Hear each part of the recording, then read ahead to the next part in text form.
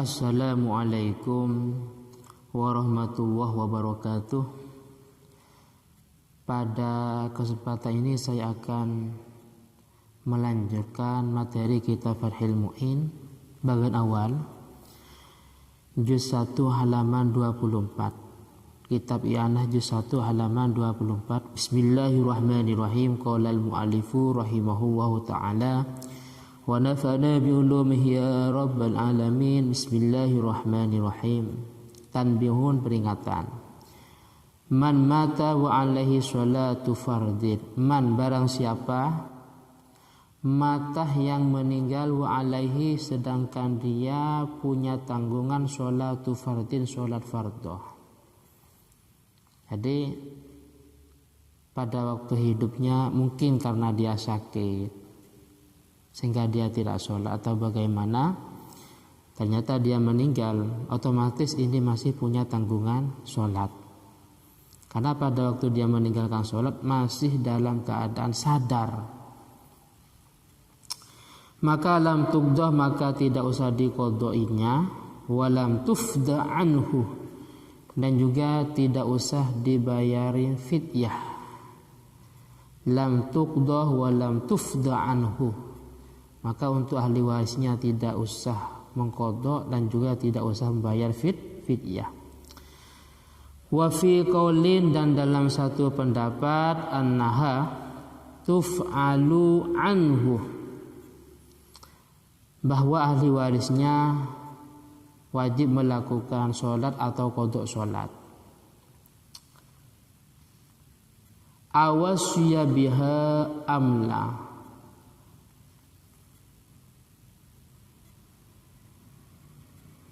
baik dia berwasiat dengan sholat tadi, artinya kepada ahli warisnya berwasiat, besok kalau saya meninggal maka diusahakan untuk melaksanakan atau mengqadha sholat, atau tidak wasiat. Ini ada sebuah pendapat seperti itu. Hakahul Ubadi, dan pendapat ini diceritakan oleh Imam Al-Ubadi Anis Syafi'i, dari Imam Syafi'i, dikarenakan li khabarin fihi, karena ada hadis dalam pendapat ini. Wa fa'ala bihi subki, wa fa'alah, dan mengamalkan bihi dengan pendapat ini, pendapat yang mengatakan wajib qadha, as-subki, yaitu Imam Subki, an ba'di aqaribihi, dari sebagian kerabatnya. Jadi kerabatnya Imam Subki ada yang meninggal pada waktu hidup, mungkin ada sholat yang ditinggalkan, maka Imam Subki mengqadha sholat yang ditinggalkan oleh kerabatnya tadi. Di sini ada penjelasan yang lengkap dalam kitab I'anahnya. Walaupun ada kemiripan dari Fathul Mu'in tadi, cuma lebih lengkap. Saya jelaskan faidah. Man mata wa alaihi sholatun fala qadha wala fidyah. Man, barang siapa mata yang meninggal sedangkan dia wa alaihi sholatun, punya kewajiban sholat, punya tanggung jawab sholat, maka fala qadha wala fidyatah, maka tidak wajib qadha dan juga tidak harus membayar fidyah. Keluarganya atau ahli warisnya tidak usah qadha sholat dan juga tidak usah atau tidak harus membayar fidyah. Wa fi qaulin, dalam sebuah pendapat atau satu pendapat, kajam'in mujtahidin, kajam'in mujtahidin, seperti golongan ulama yang mujtahid, annaha tuqda anhu, bahwa bagi ahli warisnya wajib untuk mengqadha salat.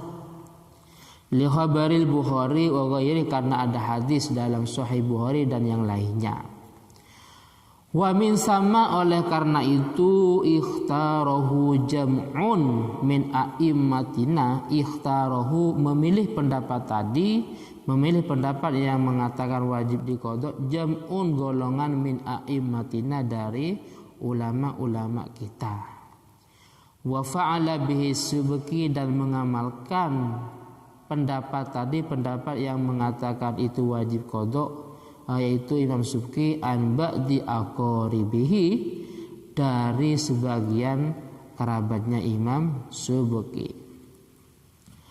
Wa naqala Ibnul Burhan anil Qadim, Imam Ibnu Burhan memindah dari pendapat qaul qadim, yaitu pendapatnya Imam Syafi'i yang pertama, ada qaul qadim, ada qaul jadid. Imam Syafi'i sebelum memasuki Baghdad ketika berfatwa sebuah masalah itu namanya qaul qadim. Tapi ketika beliau memasuki Baghdad itu namanya qaul jadid. Imam Ibnu Burhan memindah dari qadim annahu yalzamul waliyah, bahwa bagi wali wajib untuk in khallafatir katan an yusolli anhu, untuk qada sholat daripada yang ditinggalkan oleh orang yang meninggal tadi. Jadi bagi ahli warisnya wajib untuk qada sholat kalau memang in khallafatir katan, kalau memang orang yang meninggal tadi meninggalkan harta warisan.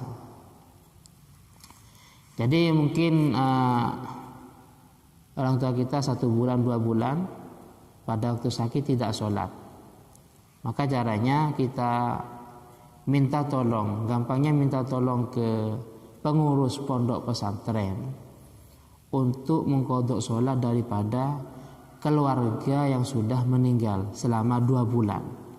Ya mungkin kita ngasih uang ala kadarnya kepada pengurus tadi, enak kan, ketimbang kita qadha sholat yang sekian lama dikerjakan oleh keluarga yang telah meninggal. Karena khawatirnya tidak semuanya dikerjakan. Tapi kalau kita minta tolong ke pengurus pondok atau ustadz umpamanya, dari sekian ratus santri bahkan ribuan, enak, langsung selesai. Kasaumi seperti puasa, seperti puasa. Jadi pendapat ini yang mengatakan yang dipindah dari qaul qadim sebagaimana puasa, bahwa puasa itu kalau memang ditinggalkan oleh orang yang masih hidup ternyata dia meninggal, maka untuk ahli warisnya wajib untuk mengqadha puasa kalau memang dia mempunyai harta warisan. Tapi di sini ada pilihan di belakang nanti. Wa fi wajhin alaihi kasirun, dan ada sebuah pendapat yang diikuti oleh ulama banyak min ashabina, dari pengikut atau pengikut Imam Syafi'i, bahwa dia bukan untuk qadha salat atau qadha puasa, tapi annahu yut'amu an kulli salatin muddan. Setiap salat yang dia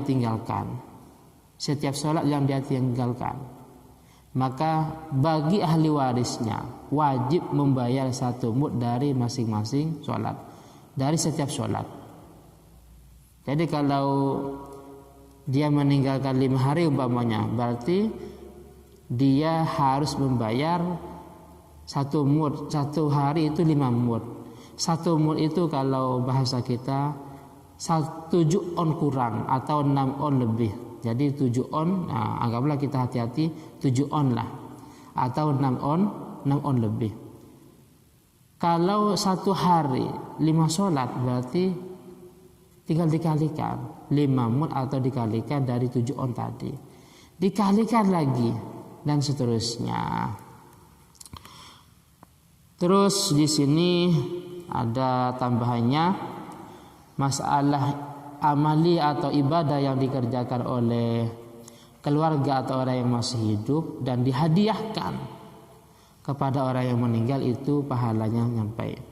Waqala al-Muhib at-Tabari, Imam Muhib at-Tabari mengatakan yasilu lil mayyiti, akan sampai kepada orang yang sudah meninggal, kullu ibadatin, setiap ibadah yang dikerjakan, tuf'alu yang dikerjakan, baik wajibatan au mandubatan, baik ibadah wajib maupun ibadah sunnah.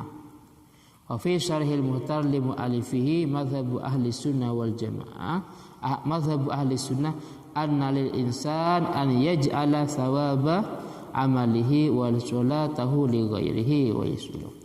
Jadi dijelaskan dalam kitab ini ahli sunnah bahwa selayaknya bagi seseorang untuk menghadiahkan amal baiknya, menghadiahkan pahala sholatnya atau pahala amal baik yang lainnya untuk dihadiahkan kepada orang yang sudah meninggal. Mungkin ini yang bisa saya sampaikan, dan jika ada yang kurang jelas atau kurang paham silahkan ditanyakan dalam channel ini. Akhiran, assalamualaikum warahmatullahi wabarakatuh.